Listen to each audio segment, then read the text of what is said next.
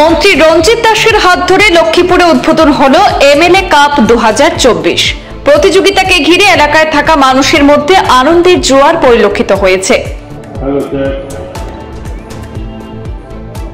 সবাই জোরদার মাননীয় মন্ত্রী রঞ্জিত কুমার দাস মহাশয়ের জন্য। প্রতিযোগিতার উদ্বোধনী অনুষ্ঠানকে কেন্দ্র করে এদিন আয়োজিত সভায় বক্তব্য রাখতে গিয়ে লক্ষ্মীপুরের বিধায়ক কৌশিক রায় জানান, 2022 সালে বৃহত্তর লক্ষ্মীপুর অঞ্চলে প্রথমবারের মতো এমএলএ কাপ ফুটবল প্রতিযোগিতার আয়োজন করা হয়েছিল। লক্ষ্মীপুরে খেলাধুলার মান ও পরিকাঠামো উন্নয়নশীল করতে এ ধরনের প্রতিযোগিতা অনুষ্ঠিত করার প্রয়াস হাতে নিয়েছে বলে এদিন জানিয়েছেন তিনি। লক্ষ্মীপুরে তৃতীয়বারের মতো আয়োজিত এমএলএ কাপ ফুটবল প্রতিযোগিতায় মোট 263টি দল এবং 4195 জন প্লেয়ার উৎসাহের সঙ্গে অংশগ্রহণ করেছেন। উদ্বোধনী ম্যাচে এদিন রাজবংশী ফুটবল দল প্রতিপক্ষকে 3 গোলে হারিয়ে জয়লাভ করেছে। প্রতিযোগিতায় প্রত্যেক জিপি লেভেলের চ্যাম্পিয়ন দলকে নগদ 5000 টাকা এবং রানার্স আপ দলকে 2500 টাকা উপহার দেওয়ার পাশাপাশি বিধানসভা ভিত্তিক আয়োজিত হতে যাওয়া প্রতিযোগিতায় চ্যাম্পিয়ন দলকে 1,01,000 টাকা সহ ট্রফি প্রদান করা হবে। পাশাপাশি রানার্স আপ দলকে ট্রফি সহ নগদ 51,000 এবং টুর্নামেন্ট সেরা প্লেয়ারকে 11,000 টাকা প্রদান করা হবে বলেও জানিয়েছেন বিধায়ক কৌশিক রায়। একটা জোরদার হাততালি দিয়ে ওনাকে আমরা স্বাগত জানাচ্ছি। আমাদের মধ্যে উপস্থিত আছে অনুষ্ঠানে যোগ দেওয়ার জন্য যারা এখানে বিভিন্ন টিমে এসেছেন, সাংবাদিক বন্ধুগণ, সবাইকে শ্রদ্ধা জানাচ্ছি, নমস্কার জানাচ্ছি এবং এই এমএলএ কাপ লক্ষ্মীপুর 2024 উদ্বোধনী অনুষ্ঠানে সবাইকে আবার স্বাগত জানাচ্ছি, অভিনন্দন জানাচ্ছি। আমরা 2022 সাল থেকে এমএলএ কাপ লক্ষ্মীপুর 2023 সালে এমএলএ কাপ লক্ষ্মীপুর 2023 আর এবার আমরা এমএলএ কাপ লক্ষ্মীপুর 2024 অনুষ্ঠিত করতে যাচ্ছি। আর আমাদের এটা উদ্দেশ্য রয়েছে যে লক্ষ্মীপুরে খেলাধুলাকে একটু উন্নত মানকে উন্নত করা, লক্ষ্মীপুরে খেলাধুলার যে পরিকাঠামোকে উন্নয়ন করতে পারে সেই চেষ্টা নিয়ে আমরা খেলাধুলা কাজ শুরু করেছি। আর আমাদের মধ্যে যাতে শরীর চর্চা, খেলাধুলার চর্চা যাতে অব্যাহত থাকে সেই চেষ্টা আমরা করে যাচ্ছি।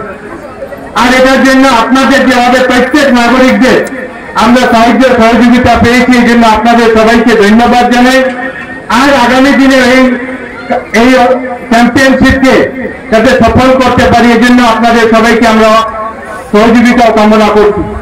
আপনারা জানেন যে আসামের মাননীয় মুখ্যমন্ত্রী মহাশয় উনি চেষ্টা করেছিলেন আর চেষ্টা অব্যাহত রেখেছেন, আমাদেরকে বারবার উনি অনুপ্রেরণা জুগিয়ে দেন যে একজন বিধায়ক, একজন সাংসদ, একজন প্রতিনিধি শুধু দায়িত্ব এটা নয় যে রাস্তা নির্মাণ করা, শুধু এই দায়িত্ব নয় যে হাসপাতাল নির্মাণ করা, স্কুল নির্মাণ করা, এটা দায়িত্ব নয়।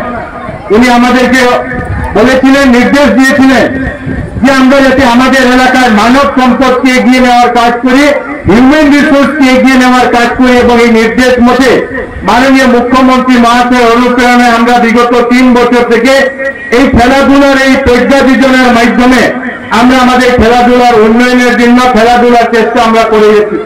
বিগত দিনে আপনারা জানেন যে আমরা আসাম ডাইরেক্ট রিক্রুটমেন্ট এক্সামের জন্য প্রজ্ঞা যোজনার মাধ্যমে 2021 সালে আমরা আমাদের কোচিং শুরু করেছিলাম।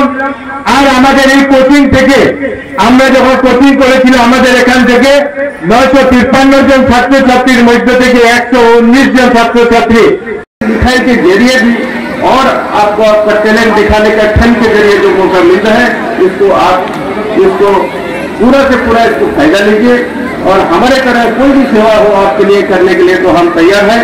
तो इसलिए सब बोलते हुए ऑनरेबल मिनिस्टर साहब जो आए हुए हैं इसका इनॉग्रेशन के लिए उनको भी मैं नमन करता हूँ। ऑनरेबल एमएलए साहब को फिर से उनको जो एंडेवर है, उनका जो चेष्टा है, उनका कॉन्स्टिट्यूंसी और जिले को आगे बढ़ाने का जो है ये बहुत डायनामिक रहा है। और मैं चाहूंगा कि आने वाले दिनों में भी वो अपना जो उनका जो एंडेवर रहा है, उनका जो चेष्टा रहा है वो उभर कर और अच्छा तरह से आए। जैसा एक हिंदी में कहावत है, जो खीरा जब खराब पे चढ़ता है तो और भी चमकता है। तो हमारे गांव में हमारा बगान में जो टैलेंट अभी पड़ा हुआ है, इसको दिखाने के लिए एक बहुत बड़ा मौका, बहुत बड़ा स्टेज, बहुत बड़ा एक हमको प्लेटफॉर्म मिल रहा है, तो इसको हम लाभ लें, इसको जाके हम इसको आगे बढ़ाएं।